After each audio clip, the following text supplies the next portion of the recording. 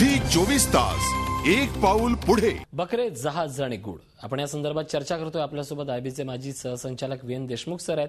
Deshmukh sir, आपण पाहिलं की मागच्या वर्षाची काही उदाहरणामध्ये विजडम असेल, रॅक असेल, पावित असेल, 15 दिवसापूर्वी उरण बंदरात सापडलेले ते जहाज असेल किंवा आता आलेलं हे युसुफी जहाज असेल, अनेक वेळा अनेक संशय निर्माण होतात। विशेषतः हे संशय तस्करी असेल किंवा गेल्या 12 वर्षाचा विचार केला तर दहशतवादासंदर्भात असतील।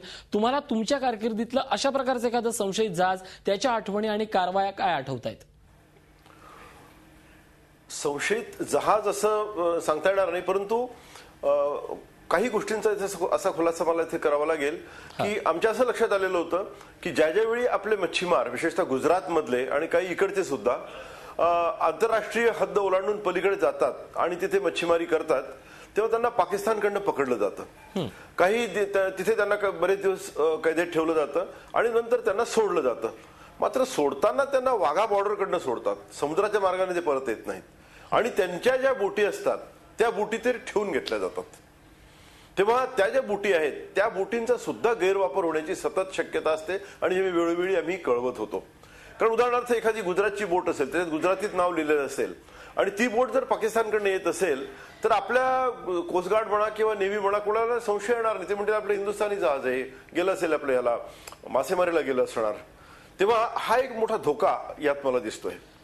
आणि नक्कीच तुम्ही महत्वाचा मुद्दा, याच मुद्द्याला अनुसरून असा प्रश्न आहे की दरवर्षी आपण पाहतोय की अनेक मच्छीमारांवर कारवाई केली जाते, पण अशा ज्या नौका आहेत त्या गायब झाल्याच्या किंवा त्या या हद्दीत गेल्याची कुठे नोंद असते का? किंबहुना हा आकडा कितपत मोठा असू शकतो? संपूर्ण महाराष्ट्रामध्ये, गुजरात आणि महाराष्ट्रामध्ये एकतर पहिली गोष्ट म्हणजे अर्थात त्यांनी, आता मी निवृत्त झाल्यानंतर मला कल्पना नाही, परंतु त्यावेळी हे अशा प्रकारचा प्रस्ताव मांडण्यात आला होता की या सर्व ह्या ज्या सर्व बोटी आहेत यांची नोंदणीकरण झालं पाहिजे, त्याच्यावरच्या लोकांना फोटो पास दिला गेला पाहिजे आणि किनाऱ्यावर अशी यंत्रणा पाहिजे की हे गेल्यानंतर जेव्हा परत येतात तेव्हा त्यांनी त्यांच्यावर लक्ष ठेवण्यात आलं, इंग्रजीत आपण मॉनिटरिंग म्हणतो, अशा प्रकारचं होणं हे अत्यंत आवश्यक असतं। नक्कीच होणं अत्यंत आवश्यक असते। आपण प्रस्तावाचा विषय काढला, याच संदर्भात एक शासकीय माहिती मला तुमच्यापर्यंत आणायची आहे। कॅगनं जो अहवाल मांडला त्यात एक असा ठपका ठेवण्यात आलाय की गेल्या 3 वर्षात सागरी सुरक्षेसंदर्भात 275 कोटींचा निधी आला होता आणि महत्वाचं म्हणजे हा निधी खर्चच झाला नाहीये।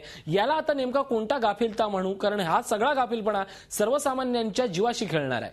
मान्य आहे, अगदी बरोबर आहे तुमचं म्हणणं। अतिशय गाफील राहण्याचा प्रकार आहे, कारण इतके पैसे आल्यानंतर निदान काहीतरी सुरुवात व्हायला पाहिजे। कारण या संदर्भात जी एक हे तयार करण्यात आली होती, योजना तयार करण्यात आली होती, त्यात मुंबईपासून तर थेट गोव्याच्या हद्दीपर्यंत संपूर्ण किनारा तपासून सर्व ठिकाणं बघून त्या ठिकाणी काय काय करता येण्यासारखं आहे याचा सर्व आम्ही त्यावेळेला वेध घेतला होता। त्यानंतर त्याच्यामध्ये त्या प्रस्तावामध्ये किनाऱ्यावर काय व्यवस्था असावी, नंतर कोळीवाड्यांमध्ये काय व्यवस्था असावी, ह्या सगळ्या बऱ्याचशा गोष्टींचा आम्ही उल्लेख केला होता त्यावेळी।